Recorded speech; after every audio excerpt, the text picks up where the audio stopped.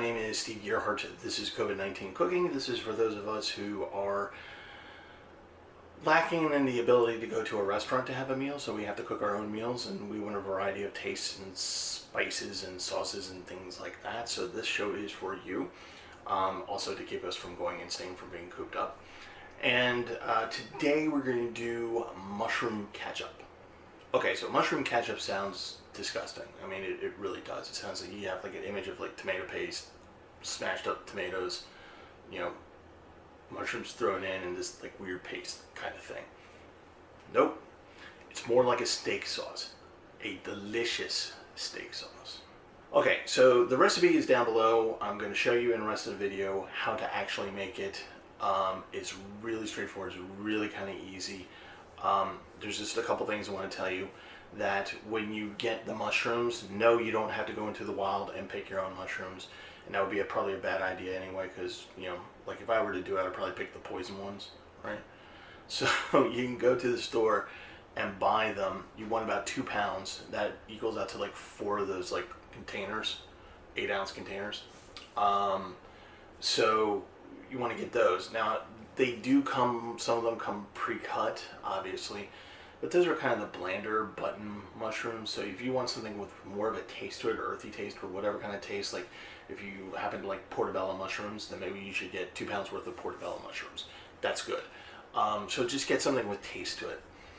The other thing you're gonna need to know that while this recipe is pretty straightforward and relatively easy, and the ingredients are not hard to get, you can get everything in a grocery store.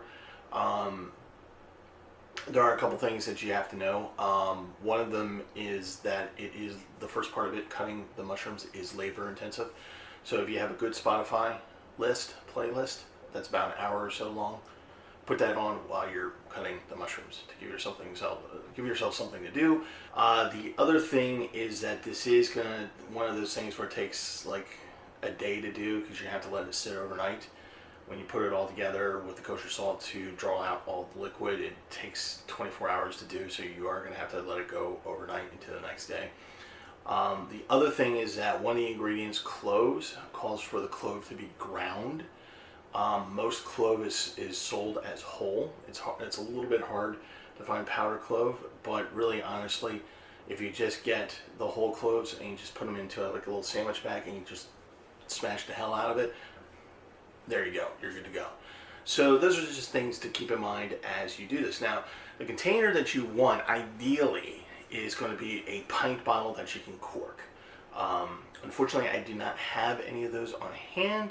I do have jam jars, and it works out to, so basically about 2 pounds of mushrooms yields about a pint and a half of sauce. So this is an 8-ounce jam jar. So this is kind of what the end product should look like. And so about 3 of these. So if you don't have access to a bottle, but you do have jam jars, 3 of these. So, and this is what it should look like. You don't necessarily need to refrigerate it. It's probably a good idea if you do, but it's steak sauce, so it's your call. I keep calling it steak sauce. It's actually really good on anything, honestly. I did a taste test and I can just imagine it being on all different types of meat, vegetables, potatoes, you name it. Whatever you would put steak sauce on, that'll work. And it's really tasty. It's very complex flavors. And the other thing is that at the end of it, when you make the mushroom ketchup, you're going to be left with a ball of mushrooms, because you're going to be draining the liquid out of it. Don't throw that away. Right now, what I'm doing now is actually cooking at 200 degrees Fahrenheit in the oven here to dry it out, because that's flavor enhancers, and that can give your dishes umami. So you can either dry them out and keep them whole, or you can put it into a grinder and make it into a powder, so you can actually just season. Maybe like you're eating a piece of meat, whatever, and you just want to season it up a little bit. Or you have a stew and maybe you want to throw these dried chunks into that stew or soup or whatever. So this is one of those recipes where you use everything's being used, and it's really kind of cool that way.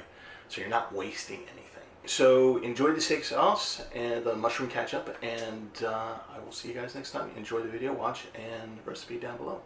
Have a good one.